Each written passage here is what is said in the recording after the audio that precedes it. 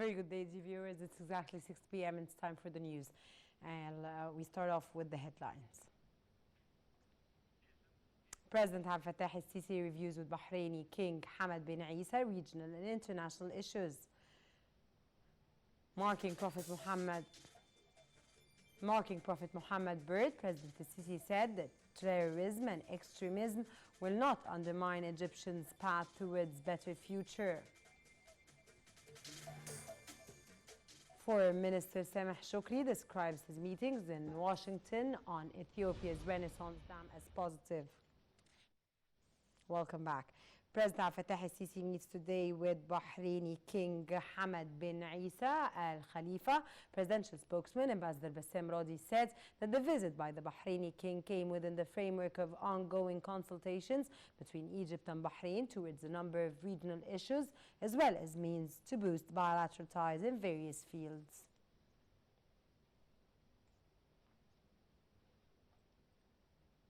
Marking the birthday of Prophet Muhammad, peace be upon him, President Althanya al-Sisi said today, the hardships that the Prophet went through in order to deliver Islam's message teaches us how to shoulder our responsibilities in patience and steadfastness.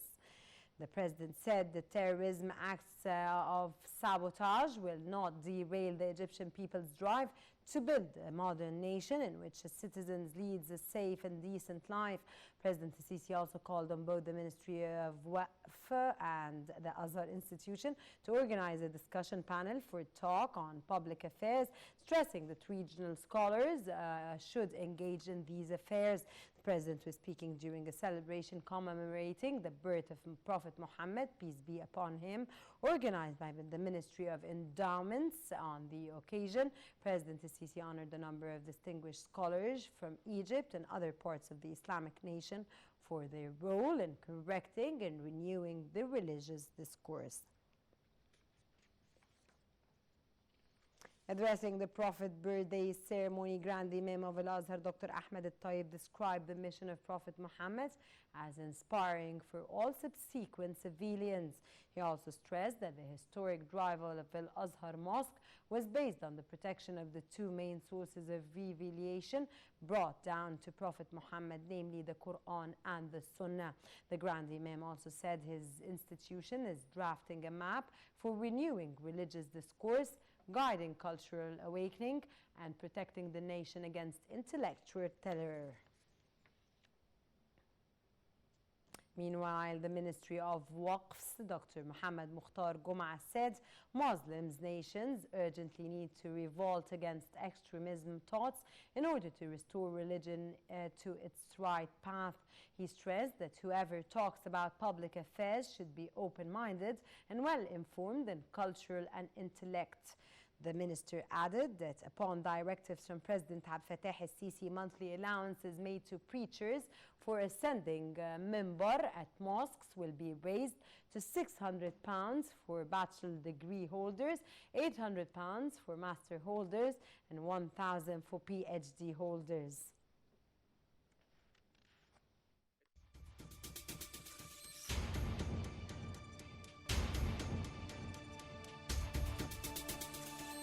أهمية تطوير خطابنا الديني. التجديد وضرورته حقيقة شديدة الوضوح في الإسلام نصا وشريعة وتاريخا. الإشكالية مش موجودة أبدا في عقيدة، الإشكالية ممكن تكون موجودة في فكر. ابتلينا بمن يفهم النصوص على حسب الهوى. الأمة دي بتمزق، الأمة دي بتدمر، الأمة دي بتضيع، إحنا اللي بنضيعها. الدنيا كلها منتظرة كلمتكم. إن الله يبعث لهذه الأمة على رأس كل 100 سنة من يجدد لها دينها. لكن احنا محتاجين نفكر ونتدبر. أين التجديد وأين المجددون؟ احنا محتاجين ثورة دينية. لا مفر من صنع السلام أولا بين رجال الأديان وعلمائها. انتم مسؤولين أمام الله، والله لأحاجيكم يوم القيامة. Foreign Minister Sameh Shoukry said today that his meetings in Washington on Ethiopia's Renaissance Dam were positive and would lead to set the track of negotiations and put fixed timetable for them. Shoukry added that 4 urgent trilateral meetings on the level of water ministers would be held in the participation of US and World Bank representatives to reach an agreement on filling and operating the dam by January the 15th of 2020. In the meantime, 2 meetings will be held in Washington upon an invitation by the U.S. Treasury Secretary to evaluate progress. The top diplomat expressed President Sisi's appreciation for U.S. President Donald Trump's sponsorship for the talks that were held yesterday between the foreign ministers of Egypt, Sudan and Ethiopia.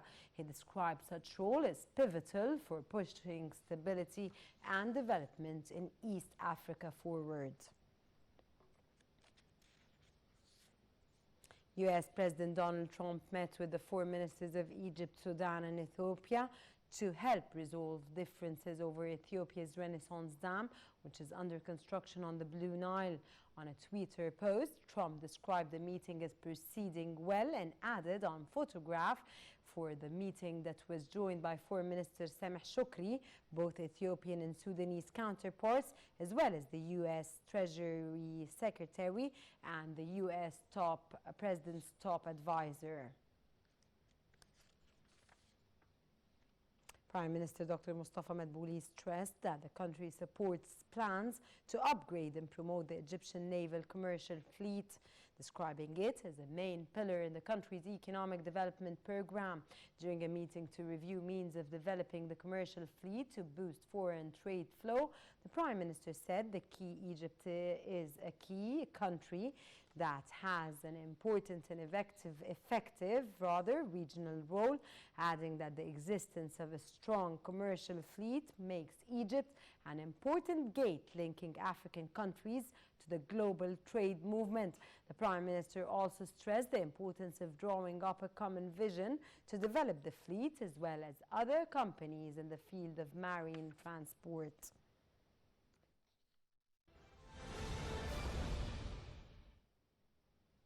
At least 4 protesters were killed and more than 35 others wounded in central Baghdad today after security forces used live gunfire to disperse anti-government demonstrations.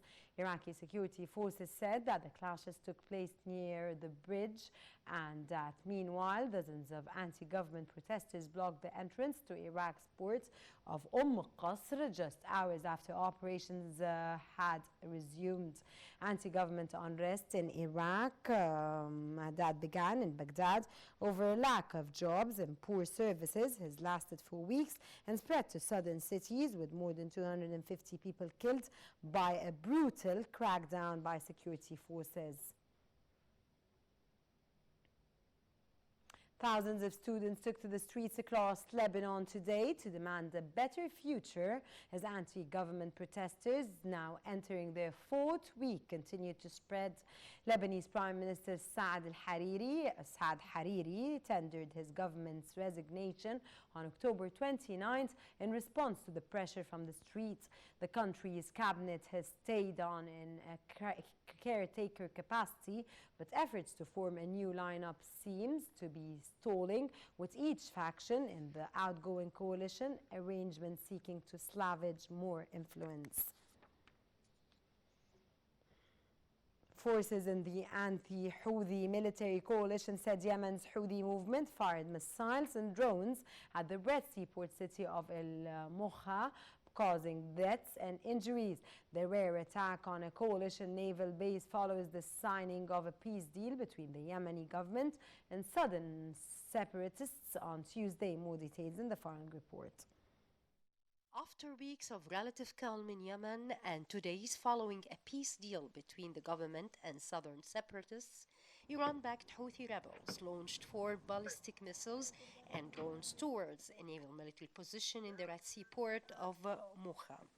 Medics said 6 people, including 4 civilians, were killed and 26 others injured. The attack also hit the nearby hospital in the city, which is run by Doctors Without Borders, damaging the facility partially and suspending its work, but no casualties were reported. There was no immediate confirmation of the raid attack from the Houthi-run media or the spokesman for the Saudi-led alliance that has been battling the Iran-aligned movement in Yemen for more than 4 years. The attack follows the signing on Tuesday of an agreement to end a power struggle in Yemen south between the Saudi-backed government and the southern separatists.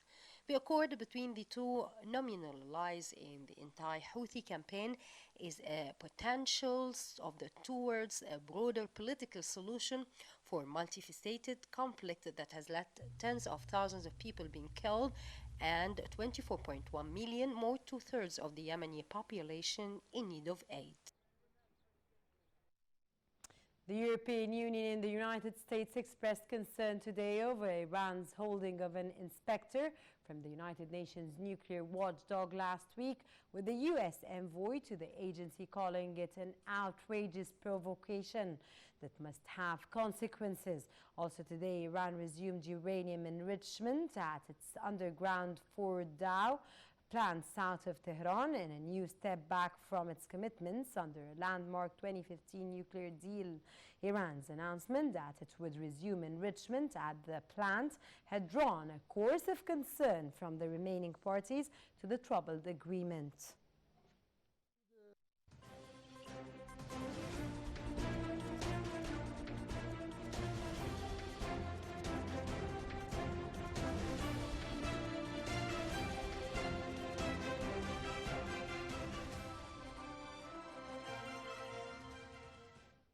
Moving on to the world of finance and economy, dear viewers, Egypt's stock market indices collectively rose during today's dealings, boosted by purchasing operations by foreign corporations and Arab investors. The benchmark EGX 30 index added 0.6% to reach 14,794 points, and the capped EGX 30 index was also up 0.7%. The medium capped index TGX 70 and the more expanded EGX 100 index both edged higher 0.5%. Stock markets rose today, boosted once more by hopes of a China-US trade deal, while the pound steadied as the Bank of England prepared to give its latest forecasts for the UK economy ahead of the country's general election. London's benchmark FTSE 100 stocks index was up 0.2% compared by yesterday's closing level. Frankfurt's DAX stocks 30 stocks index grew 0.8%, and the Paris CAC 40 won 0.2%. Across Asia, Tokyo closed 0.1% higher, Sydney added 1%, and Singapore gained 0.1% in the afternoon, with Wellington and Manila also in positive territory. Seoul, Shanghai and Bangkok were barely moved. Moving on to oil prices, where the prices climbed higher after taking a hit from a surprisingly large build in U.S. crude inventories. U.S. crude was 57 cents higher at $56.92 a barrel, while Brent crude made 50 cents to $62.23. Yesterday, oil prices fell, revising some gains of the previous 3 sessions after a surprisingly large build in the U.S. crude inventories and weak Eurozone economic figures. China and the United States have agreed a plan to remove tariffs imposed on two-way goods in stages as negotiators try to hammer out a trade deal. The two sides have been embroiled in a bruising trade war for more than a year and have slapped punitive tariffs on hundreds of billions of dollars worth of two-way trade. However, there has been growing hope that they are close to reaching a mini agreement as part of a wider deal. If confirmed by the U.S., the news could be the latest positive signal in efforts by negotiators to formalize a partial trade deal, although details remain in course.